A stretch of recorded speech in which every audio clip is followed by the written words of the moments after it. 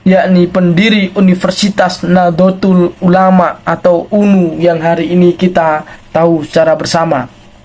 Dalam hemat saya, pentingnya kiranya untuk mengembangkan riset-riset pembangunan sektor pertanian modern agar warganya yang bermukmin di pedesaan dalam lebih hidup sejahtera.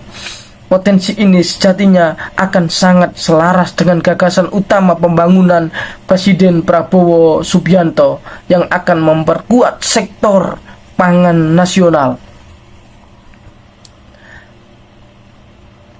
Untuk mengubah kondisi NU Nahdlatul Ulama ini menjadi lebih baik, berbagai langkah bisa diambil, antara lain melalui penguatan pendidikan untuk menghasilkan generasi yang lebih berpengetahuan. Saya kemarin cerita sedikit, ada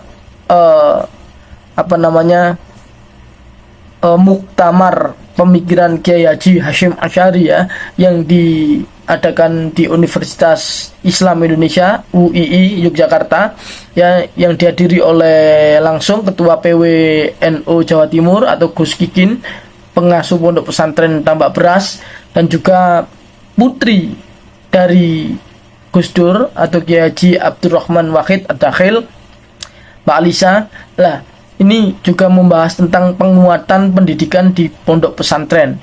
Saya cerita sedikit bahwa pendidikan di pondok pesantren yang dimuktamarkan waktu itu, Mbah Hasyim emang sesosok tauladan yang harus terus kita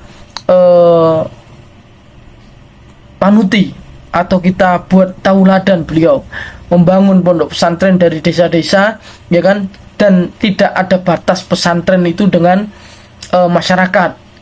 Namun kita tahu kebanyakan hari ini bahwa pesantren itu menjauhkan diri dari masyarakat.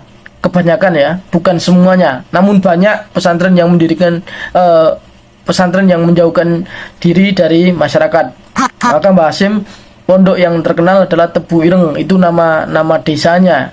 Nah, sebagai pengetahuan saya adalah bahwa Mbah Hasyim tidak akan pernah luput dari masyarakat, mengadvokasi janduman, bahasanya adalah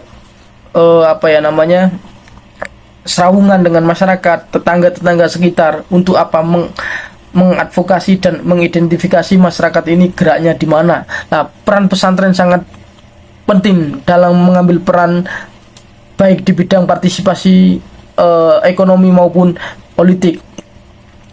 Saya lanjut lagi.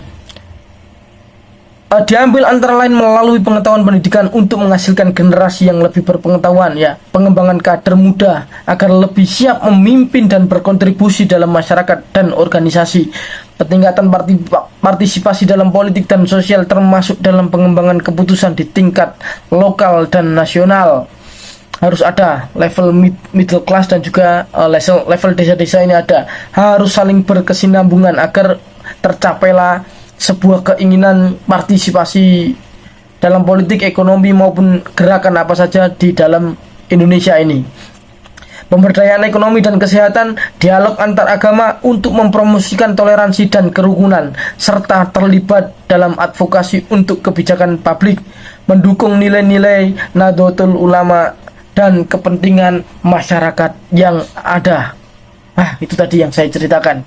Oke, kita seruput dulu kopinya ya.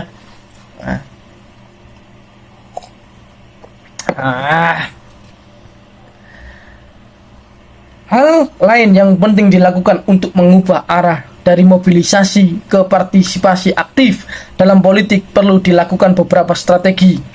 Di antaranya dengan meningkatkan edukasi politik dan mendorong kader untuk berperan dalam politik dengan memberikan pelatihan kepemimpinan dan manajemen. Secara berkelanjutan, Nahdlatul Ulama perlu melakukan kampanye kesadaran dan menekankan pentingnya suara dan partisipasi dalam pemilihan umum serta pengambilan keputusan politik. Untuk membangun hal tersebut, Nahdlatul Ulama harus secara intensif membangun kerjasama dengan partai politik, misalnya dengan membentuk aliansi dan dengan partai politik yang sejalan dengan nilai-nilai organisasi untuk memberikan ruang bagi anggota berpartisipasi. Harusnya seperti itu, saudara-saudara semua.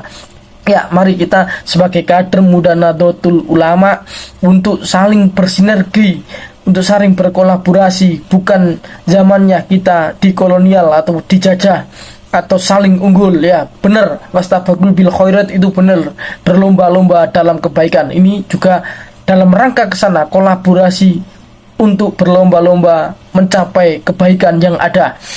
Manakala pokok-pokok program tersebut sudah dijalankan, maka harus dilakukan monitoring dan evaluasi.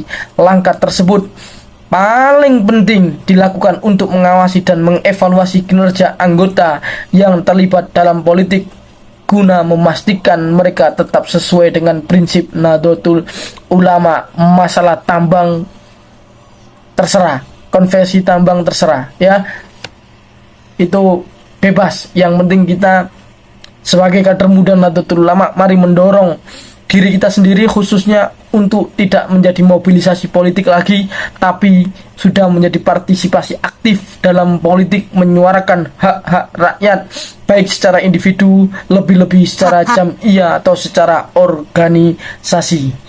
Cukup dari saya. Assalamualaikum warahmatullahi wabarakatuh.